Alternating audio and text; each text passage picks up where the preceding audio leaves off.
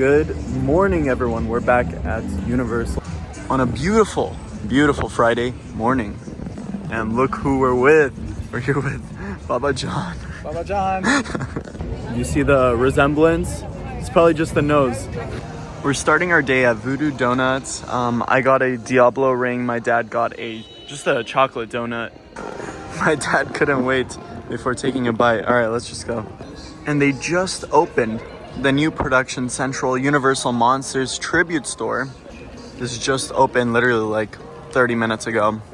And with this new tribute store, we actually have a few new pieces of merchandise, like this Frankenstein bomber jacket and this Dracula jersey. My only thing is, it's a little quiet in here. Lots of cool merchandise over here. And the one thing that actually stood out to me is this acid wash shirt they have. It's kind of cool. I wish it was a little bit darker, but it's a part of their Universe line, so it's also really cool. Overall, it was decorated really nicely.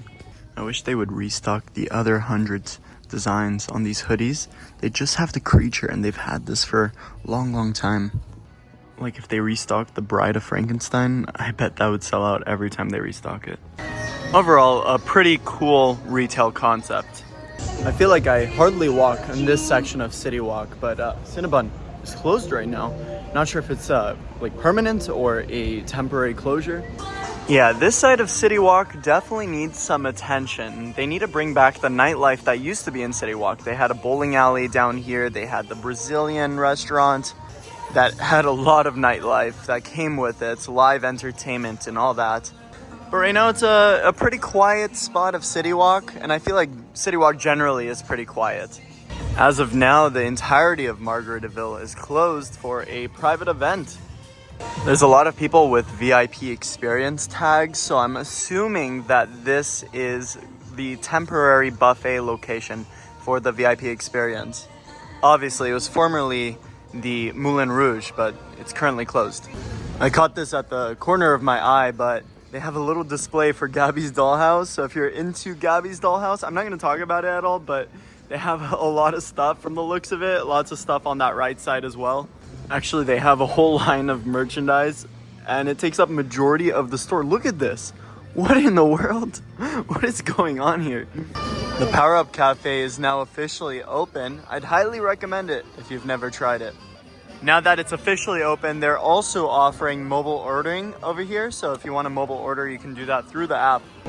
I guess on the topic of Universal Monsters, why don't they just bring back the House of Horrors over here? I mean, if you look at this building, it's structured for a haunted house, obviously. They've had haunted houses in the past. But if you look to the left, they still have Baker Street theming, which is kind of cool. And they also have little posters for the live version of Dracula. I don't know, it would be a cool concept if they could bring a Universal Monsters themed year-round haunted house over here. Based on its current aesthetic, I think it would fit in well.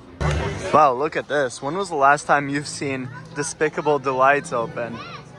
And look at the little minions here. Oh, so cute. The Moulin Rouge is still undergoing its refurbishment. You could see that they removed the frames around the windows right over here. Still some tarp up there as well. So I was looking at the construction site, and this feels so strange. It feels like we just went back in time, because if you look closely, the holes they made for the plumbing, that's all covered up now. The two boxes are all covered up now as well. They had one box over here, one down there. I guess that one's still kind of visible. It's covered in tarp right now, but the other one, it was located around this area behind that little construction vehicle. That's all covered up now. And I thought they added some footers over here, or maybe it was around here. If you look closely, they do have purple markings, but outside of that, it looks like everything's covered up, and I wonder why.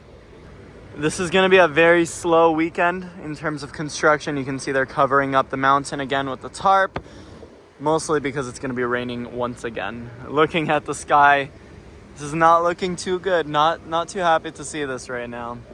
This is going to cause a lot of delays, and that window of it potentially opening in 2024 has closed. I don't think it's going to happen. Unless we see a miracle and it doesn't rain. I guess rain is good for us, but not so good for the construction. Yeah, I don't think 2024 is a possibility. I don't think a soft opening this year is a possibility. Next year. But they're still pretty active today. I'm not sure exactly what they're doing, but lots of activity towards the far end of the project, towards the front. Outside of that, nothing too crazy going on over here at the Fast and Furious site. I guess the only thing we're seeing right now is a more visible path over here towards the side of that slope. And that's about it. I think this is one of the first times I've ever seen a fire truck move around by Fire Station 51. Looks like the handlebars fell off of this motorbike over here. But one thing I wanted to mention really quick, they haven't added the Tour de France sign up. They usually take it down around Christmas time, but they still haven't put it back up. Yeah, very clear that the rain will start to cause delays. However, they still do have a ton of rebar located on site, which is nice to see. They're gonna be pouring in those coaster footers very, very soon. Just waiting on this rain to stop. But I actually haven't looked at this side in a while. Looks like they're all done with the groundwork they need to do. Again, this side was all open not too long ago. Maybe there's some stuff they have to do on the right side. Outside of that, looks like they're ready to put in some coaster footers. For those saying that you've never seen the golf course be used by people, here is the golf course being used by people. A lot of people on site. Look at that. As you step on the escalators, please stand in the center of the step, keeping your time. Is it golf season? I don't know. And to talk a little bit about Waterworld. Waterworld just reopened on Saturday, and it was having a rough time. A lot of technical difficulties for its opening weekend, which is surprising because it just went through an extensive refurbishment. But as of yesterday, the shows have been running very smoothly. They have shows running all throughout today. Next show's at 3:45 and 5:15. Highly recommend checking it out. We can take a look at the cast really quick. So that's really good to see and hear. The one thing I'm hoping for is for Horror Nights that they bring back the Purge water show that they had here. I thought that was such a great addition to Horror Nights. It helped the capacity of the theme park, and I don't know, it was just such a fun show. Let's see if we'll catch a firework here. Oh, it's behind the tree. On the far end of New York Street, they changed the small booth that used to be located here. It's the same booth. They still offer the same stuff, but they changed the look of it. They've had these booths all over the place. They've moved it around, but I think this is the most fitting location for it. My one question is, they have Nathan's hot dogs over here. These are very popular Coney Island hot dogs. But my question is, why don't they actually sell real Nathan's hot dogs? I guess that's something people wouldn't really know about, but I mean, it's a good little addition. You have New York Street, might as well. Okay, looking at the Harry Potter castle, do you guys notice anything? Oh man, I hope they don't leave that unthemed. There's no way that would pass, but it's pretty tall. Why is it, I don't know. Are they gonna have lockers here? If they have lockers here, this is really tall for a locker. I don't know if this, I don't know how I feel about this. It's a little too tall, and I feel like it kind of ruins the forced perspective. In Orlando, when they added the new lockers, they moved it to the far back left section of the castle, so it doesn't obstruct the view of the castle. I honestly have no idea what's going on. I'm excited to see what they put in that location. Ironically, that's where the Ford Anglia is located. So what's going to happen to the Ford Anglia? Outside of that, not too many updates in Wizarding World today. This entire stage is still blocked off. I think this will only last maybe like a month or two.